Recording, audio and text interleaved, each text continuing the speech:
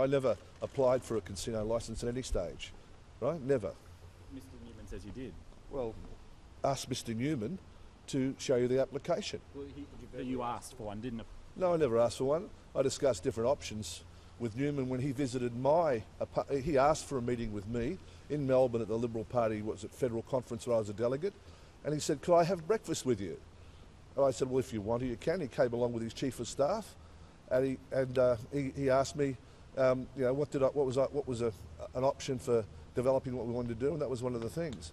But I made a public statement, I think it was 3 or 4 weeks ago, where I said quite clearly that Newman announced that he'd be having 3 new casino licences in Queensland, and I announced that I wouldn't be applying for any. I wouldn't invest in Queensland while Campbell Newman is Premier in anything. He's also rejected your claim that you hosted a fundraising dinner for him at your home.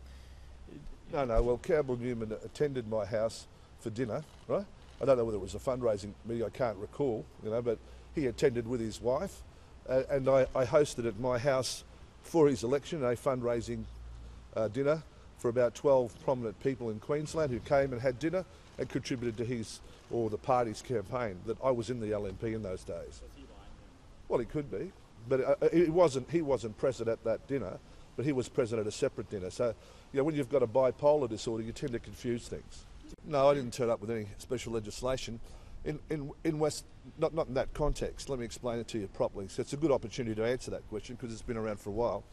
In Western Australia, the Western Australian government has a system called state agreements where they pass legislation for major projects, and it's been very effective in making WA the powerhouse it's been in Australia in the minerals boom, right?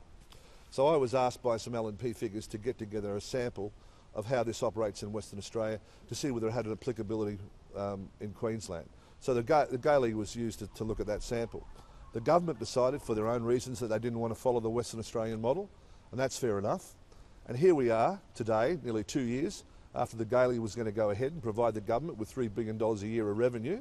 We find that 15,000 public servants have been sacked, that no one's been employed in the Gailey Basin, that there's no activity, that the Queensland economy is going backwards, and they didn't adopt the model which works in Western Australia. I just think that's stupidity. It's a model not just for me, it's a model for other people. In point of fact, in the Gailey Basin there were 5 major companies that were ready to develop $30 billion worth of projects. There was Minchin Mines from China, which had the funds available.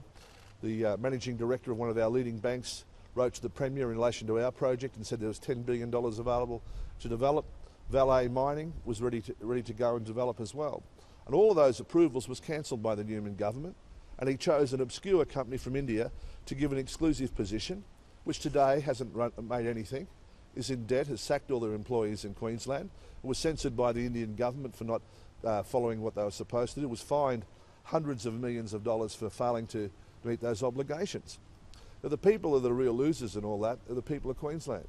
And we've seen a situation where our hospitals and our schools are now being sold off to the highest bidder. I just think that's wrong.